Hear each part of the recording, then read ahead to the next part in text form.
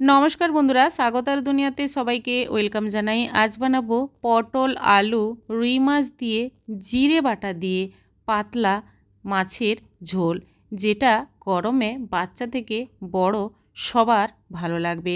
রেসিপিটা আপনারা দেখুন। সবার প্রথমে আমি 5 পিস রুই মাছ ভালোভাবে ধুয়ে পরিষ্কার করে জল ঝরিয়ে প্লেটে নিয়ে নিয়েছি।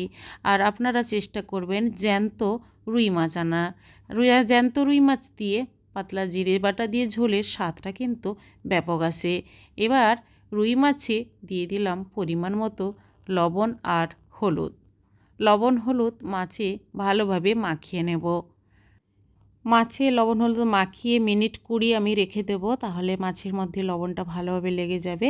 এবার আমি কেটে নিচ্ছি পটল। পটল একটা পটলের দুটো অংশ করে ছোট ছোট করে ছুলে কেটে নিয়েছি। আর আলু দুটো বড় সাইজের আলু ডুমো ডুমো করে কেটে ধুয়ে পরিষ্কার করে নিয়ে এলাম। একটা থালার মধ্যে রেখে দিয়েছি পটল আর আলু। এবার কড়াই মধ্যে সর্ষের তেল দিয়ে দিলাম। গ্যাসের ফ্লেম হাই করে তেল আর কড়াইটা কিন্তু গরম করে নেব। তারপর গ্যাসের ফ্লেমটা লো রেখে মাছগুলো ভাজতে দেব। হাই ফ্লেমে ভাজলে মাছগুলো তাড়াতাড়ি পুড়ে যাবে, তাই গ্যাসের ফ্লেম হাই টু মিডিয়াম রেখে আপনারা মাছটা ভাজবেন। মাছ এক পিঠ হয়ে গেলে আরেক পিঠ উল্টে পাল্টে মাছ ভাজবো।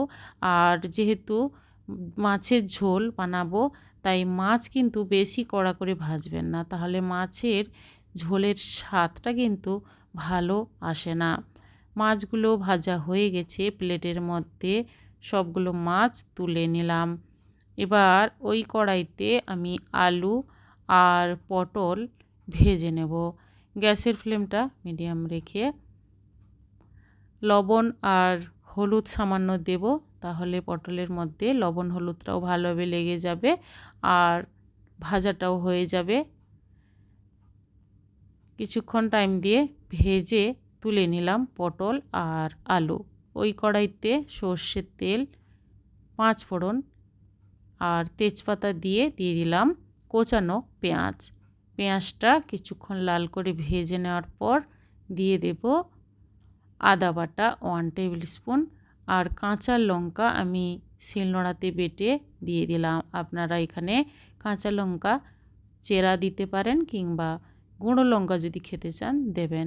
তবে জিরে বাটা দিয়ে ঝোল বানাচ্ছি পাতলা, তাই কাঁচা লঙ্কা বাটাটা খাওয়া স্বাস্থ্যের পক্ষে খুবই ভালো।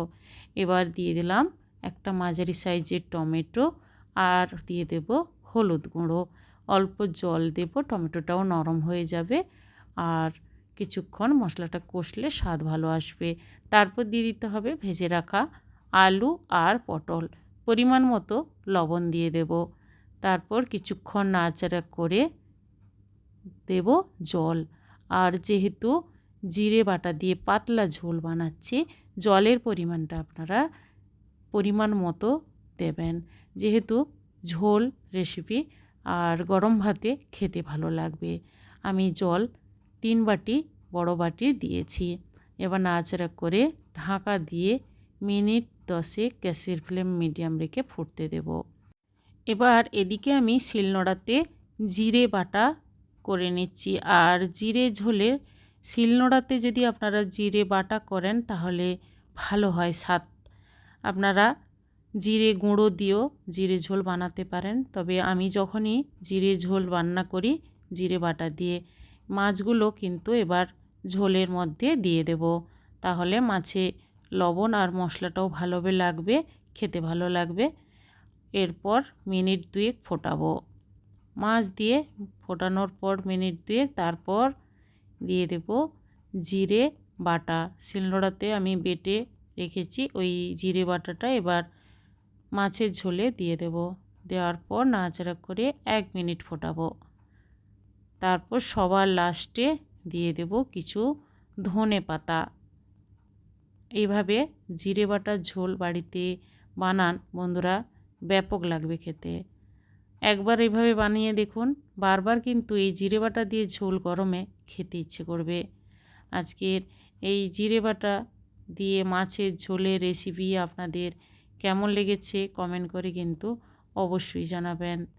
লাইক করবেন। আর আমার চ্যানেলে নতুন বন্ধু হতে চাইলে আমার চ্যানেলটি সাবস্ক্রাইব করে নেওয়ার অনুরোধ থাকলো বন্ধুরা। পাশে থাকা বেল আইকন প্রেস করবেন। আমার চ্যানেলে যখন কোনো নতুন রেসিপি দেব আপনাদের কাছে নোটিফিকেশান খুব সহজে পৌঁছে যাবে। আজই পর্যন্ত, আবার হাজির হব যে কোনো সময় নতুন কোনো রেসিপি নিয়ে। সবাই ভালো থাকুন, সুস্থ থাকুন। ধন্যবাদ।